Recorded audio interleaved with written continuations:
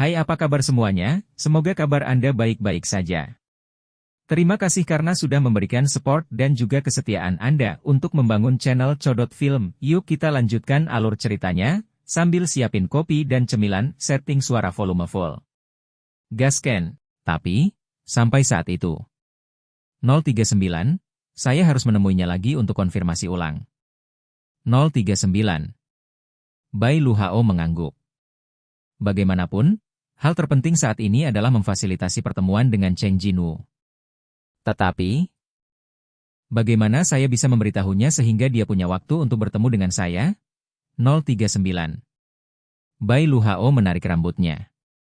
Kuat? Kuat.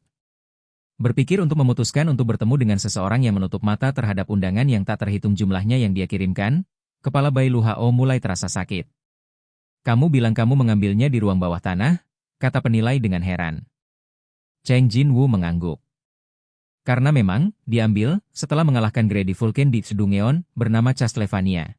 Jadi itu tidak bohong. 039. Bisakah kamu menemukan hal semacam ini di ruang bawah tanah? 039.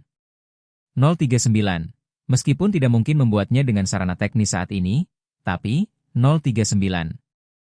Penilai yang mengajukan pertanyaan dan dua lainnya yang mendengar jawabannya semuanya memiliki wajah tidak percaya. Tetapi karena orang yang bersangkutan mengatakan demikian, dia tidak punya pilihan selain membiarkannya. Tapi yang penting sekarang bukanlah sumber bola kristal merah itu. 039, itu tentang apa yang akan dilakukan Hunter Seong Jinwoo dengan item ini. 039. Pemimpin mengambil langkah maju. Ini memang hal yang nyata. Tatapannya beralih ke bola kristal di tangan Seong Jinwoo. Ingin mengadakan lelang di pihak kami? Kami akan membantu Anda mendapatkan harga tertinggi. Apa yang harus saya lakukan? Sebelum memutuskan pertanyaan ini, Cheng Jinwoo terlebih dahulu menyebutkan tujuan lain datang ke sini. Permisi, apakah Anda memiliki properti pertahanan dengan atribut api? Pemimpin tim dan Kim Jong-ki saling memandang, dan mereka berdua memandang Seong Jinwoo dengan ekspresi memalukan. Cheng Jinwoo bingung. Apakah aku menanyakan sesuatu yang seharusnya tidak kutanyakan? Tidak. Mungkinkah item pertahanan tipe api terlalu sulit ditemukan? Sebenarnya, kata pemimpin tim sambil tersenyum. Sebaliknya, mudah ditemukan. Tapi itu tidak tersedia online. Item dengan atribut sangat mahal, jadi tidak dijual secara online, tapi jika ingin membelinya, ada item yang bisa langsung dibeli. Karena dalam sihir serangan, sihir dengan atribut api adalah yang paling umum. Juga, sejauh ini, sebagian besar pemburu sihir yang saya temui menggunakan sihir api atau cahaya. Saya mendengar bahwa spesialisasi Esrang Cui Zongin juga merupakan sihir api. Bahkan prajurit sihir bayangan yang dipanggil oleh Seong Jinwoo bisa menggunakan api, terutama Fang Fang yang menyemburkan api dari mulutnya. Dengan kata lain, sihir api sangat umum. 039. Untungnya, mudah ditemukan. 039. Meskipun saya sangat khawatir dengan harganya yang mahal, biaya pengobatan ibu sudah dekat, asalkan saya bisa mendapatkan alat peraga secepatnya, berapapun harganya, tidak masalah. Jika situasinya tidak tepat, belum terlambat untuk menjual mutiara serakah. Apakah kamu ingin melihatnya? Oke, permisi. Pemimpin tim berhenti dan kembali menatap Kim Jong-ki. Zhengji, menunggu di sini hanya membuang-buang waktu, bagaimana kalau mengajak pemburu untuk melihat barang lelang? Ah, bagus. Kim Jong-ki berjalan ke depan barisan. Ikuti aku. Keduanya pergi ke ruang pameran. Ini adalah ruang pameran yang didedikasikan untuk VIP, dan semua barang yang dipamerkan adalah alat peraga dengan harga sangat tinggi yang akan dilelang atau belum ada pembeli. Senjata, baju besi, rune, DLL ditempatkan di lemari kaca transparan, yang ditempatkan di sini untuk dipamerkan. Cheng Jinwoo menghentikan langkahnya, dan melihat ke salah satu lemari kaca yang berisi pedang panjang. Apakah ada yang kamu suka? Kim Jong-ki datang dan bertanya. Tidak, tidak. Cheng Jinwoo mengetuk kotak kaca dengan ringan. Bisakah kaca setipis itu melindungi alat peraga? Sepertinya tidak ada tindakan pengamanan lainnya. Mendengar ini, Kim Jong-ki memasang ekspresi percaya diri.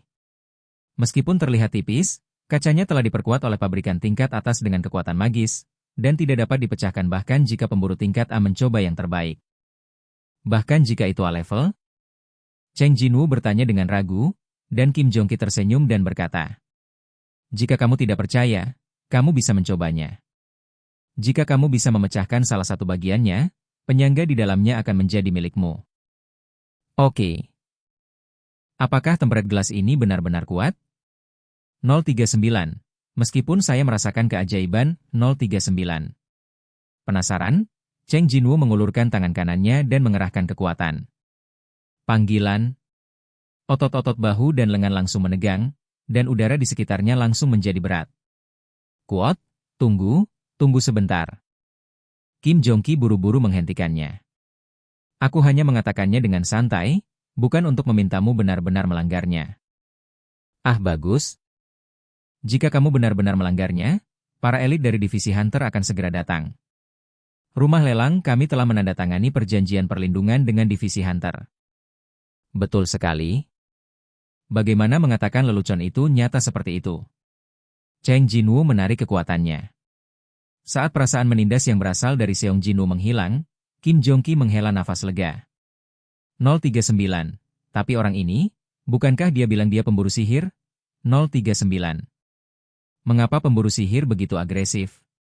Padahal, kalimat yang memintanya untuk mencoba itu bukanlah lelucon.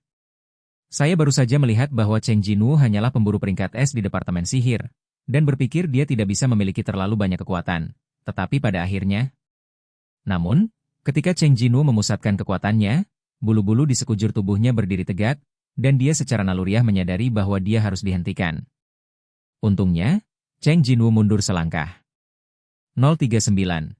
Ya, bagaimanapun, jika tidak berhasil, tangan Hunter Cheng kemungkinan besar akan terluka. 039. Sambil menghibur dirinya sendiri, Kim Jong-ki menunjukkan alat peraga lainnya. "Apakah ada senjata yang bisa kucoba? Belati atau semacamnya?" Cheng Jinwoo bertanya padanya setelah berkeliling. Awalnya, Cheng Jinwoo bukanlah tipe yang mengandalkan senjata, jadi dia tidak terlalu memperhatikannya. Tetapi barusan, melihat lemari pajangan dengan segala jenis peralatan, Cheng Jinwoo tiba-tiba menjadi tertarik pada alat peraga. Kim Jong-ki diam-diam bahagia. Bukan untuk apa-apa, hanya untuk tujuan berdagang, mereka membawa para pemburu untuk mengunjungi ruang pameran.